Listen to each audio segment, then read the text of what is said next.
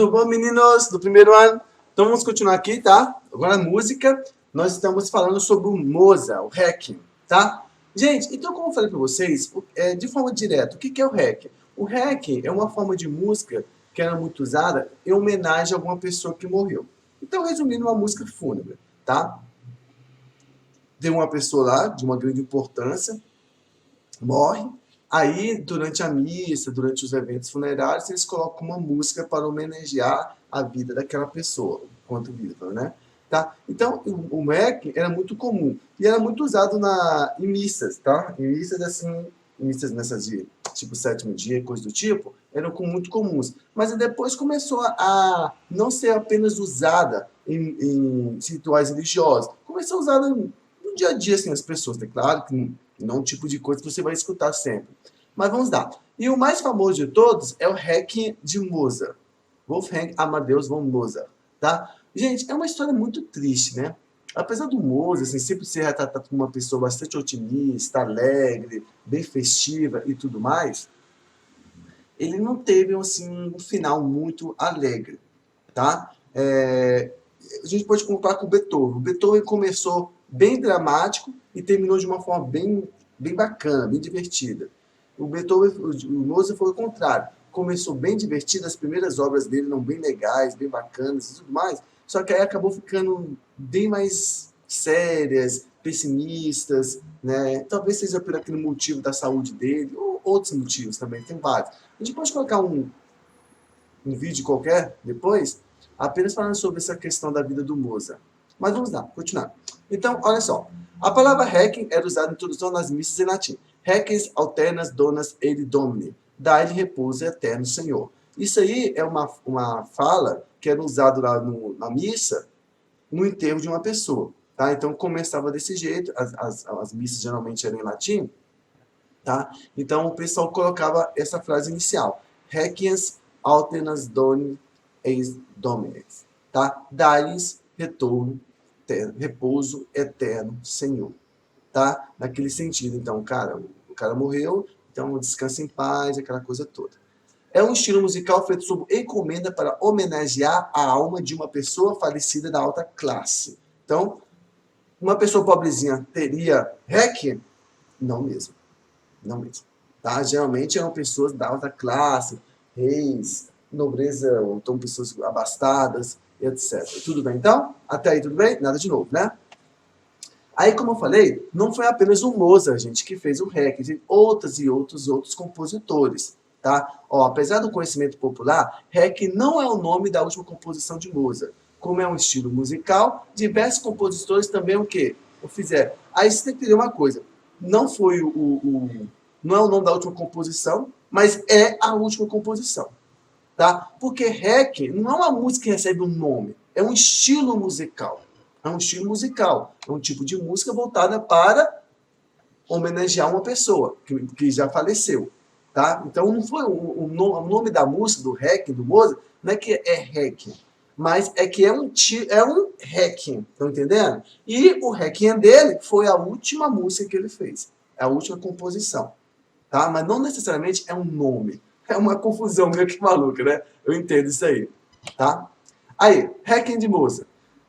Foi composto em 79, em 1900, nossa senhora, em 1791 e possui característica do classicismo, óbvio, é música clássica. Vale lembrar também que no mesmo período, Mozart já estava na maçonaria e anexava à obra algum diferencial além do clássico. Gente, o Mozart, ele era maçom, tá? Então, muitas coisas da maçonaria ele apresentava em suas obras, e etc, etc. Talvez por isso que ele teve vários inimigos, como eu disse para vocês, as pessoas não gostavam muito das obras dele, porque ou ele falava muita coisa, ou ele meio que, talvez, modificava as coisas, tá? Aí, ó, a tristeza de Mozart. Essa aula é bem pequenininha, tá, gente? Se preparem aí, tá? Talvez Mozart, por saber que não teria muito tempo, representava seus sentimentos de desolação e tristeza por meio das notas menores. Sua obra não foi finalizada, coube a seu aluno fazer. Como eu disse para vocês, ele morreu antes de finalizar. Realmente ele tá. De coisa, ele morreu de quê? Gente, tudo indica, tá? Que ele morreu de cirrose. Sério. Tudo indica que ele morreu de cirrose. O cara, ó, até não poder mais. tá? Tudo indica. Mas é aquela velha coisa, né? Nenhum médico soube explicar na hora, na época, tá? Então, sabe? Falar muita coisa não. Então, olha só, uma coisa que tem que entender aqui no Requiem de Mozart é que notas pequenas, como o texto está colocando aí, significa o quê? Tristeza.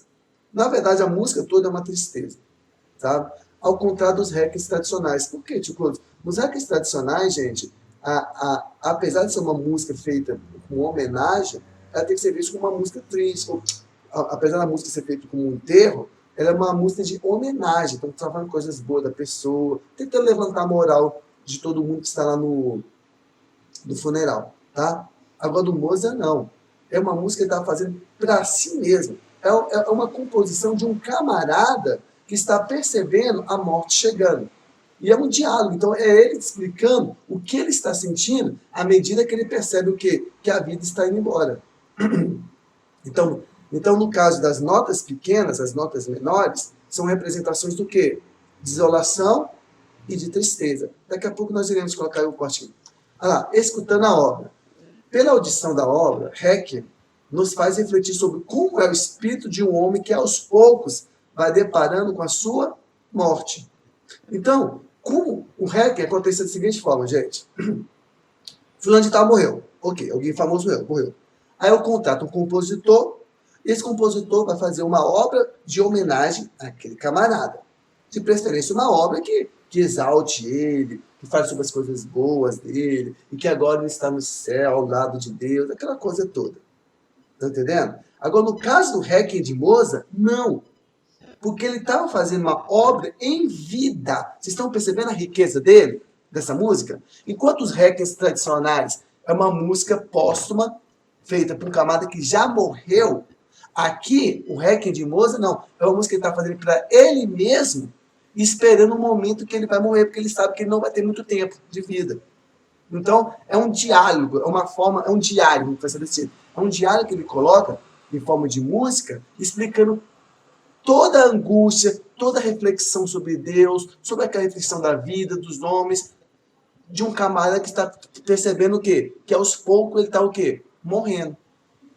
Então, vocês estão percebendo a diferença, a riqueza dessa obra? Olha lá. Nos faz refletir sobre como é o espírito de um homem que aos poucos vai o quê? Deparando com a sua morte. Tá? Como é que é o espírito dessa pessoa? O que é legal é que no final ele aceita. Ele aceita que isso acontece. Olha só. Deus é representado pelo Tutti Scola Kyrie. Nesse trecho ocorre reflexão sobre o futuro incerto após a morte. Então, essa parte dessa obra aí, dessa obra, tá? Essa Tutti Scola, o coral aí é onde apresenta a representação de Deus. Então, Deus é que toda a glória dele é apresentada nessa parte da música. Claro que é em alemão, algumas partes em alemão, outras partes em latim, tá? E também acontece o quê? A reflexão sobre o que vai acontecer depois da morte. É como ele fica pensando, gente, o que é a morte? O que vem depois da morte? Como uma reflexão, sabe? Então, essa parte é muito interessante mesmo. O que faz o Requiem de Mozart realmente ser o mais famoso e o mais completo, porque não é uma música necessariamente de homenagem, é uma música de reflexão, é uma música filosófica, é uma música espiritual, tá? O arrependimento. Aí, ó. O pequeno tamanho do homem perante toda a existência é mostrado no texto Lacrimosa. Gente, Lacrimosa é uma parte igreja. Lacrimosa. Qual é?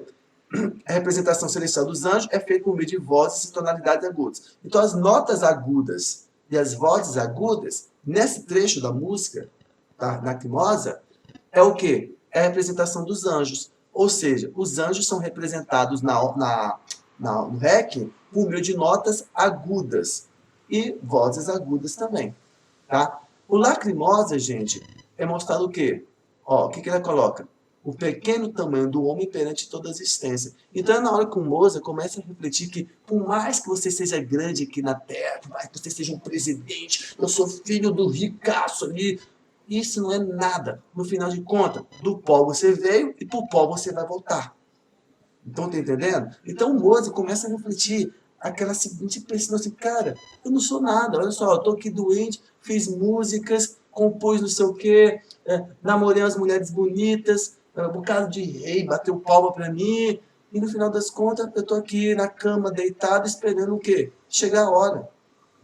Então, ele começa a perceber o quê? O quanto que a humanidade, a vida em si, é pequena perante toda a existência. Que o universo, o mundo, é muito maior do que qualquer pessoa. Tá? Então, isso que é o legal, que ele se arrepende. Né? Kyrie. O Kyrie é muito comum na música, na missa. É tirado diretamente da missa. Senhor, tem de piedade, Cristo tem de piedade. Para quem frequenta a missa aqui, não tem uma parte que o padre fala? Senhor, tem de piedade de nós, Cristo, tem de piedade de nós. E nas músicas tridentinas, elas são acompanhadas com um momento que fala assim, ó, minha culpa, minha máxima culpa. Minha culpa, minha máxima culpa. Tá? Então tem muito essa parte também. Então, essa aí é o ato inicial da missa, Senhor, tem de piedade de nós. Ela é apresentada também no REC, tá? Onde o quê? Onde o pecador, no caso o Moza, ele pede desculpa por todos os pecados que ele fez. Ele começa a pedir desculpa. Ele, nossa, eu pequei por isso, pequei não sei o quê. Então, Cristo tem de piedade de nós, Senhor tem de piedade. Tá? Então, essa parte é interessante. Olha só, esse movimento é de escrita desenvolvida por Bach. Resumindo, o Mozart, ele acaba pegando aqui nessa parte uma influência barroca do Bach. Lembra que o Bach ele foi um compositor da igreja luterana. Então, uma coisa aí puxa a outra, tá? Lacrimosa, Dias de Lágrimas. É uma das partes mais dramáticas da obra. É quando finalmente o homem reconhece seus pecados e cai e desapana. Esse desespero é representado por meio de uma grande variação dinâmica. Ao reconhecer que é pecador, o homem finalmente consegue reencontrar o caminho por meio de Cristo. Este momento é representado com um acorde maior que vai tomando toda a obra até a esperança retornar. Então ela começa bem pequenininha, aos poucos ela vai crescendo, crescendo, crescendo, crescendo, como se fosse o quê? A fé retornando, como se fosse toda graça, esperança, otimismo, voltando à alma daquela pessoa que estava o quê? Amarga, triste, derrotada, etc, etc. Tá? É uma parte realmente bonita. Gente, quem tiver curiosidade, escute aí o Lacrimosa, não, o Requiem no YouTube. Tem completa, é só você colocar Requiem de Mozart, então vai aparecer um bocado de Requiem. Mas o mais famoso, Requiem de Mozart. Aí aparece lá, vocês escutam. Em tese, a música não termina completa. Perdão, ela não termina com sentido, porque não está completa. Algumas versões, tá? A versão que eu tinha aqui em casa, ela era uma versão completa. Ou seja, de tal parte, Mozart. Depois foi o aluno dele que respondeu. Mas existem algumas obras que realmente é incompleta. Fala assim, ó, daqui em diante a música termina sem sentido porque o cara morreu. Tá? Aí. Gente, com isso então, o tio Clovis terminou Requiem. Tudo bem? Foi pequenininho, falei pra vocês, não tem nada assim de novo, mas já dá uma adiantada. Eu espero que vocês tenham gostado. Turminha feliz, primeiro ano, eu desejo o melhor sempre a cada um de vocês.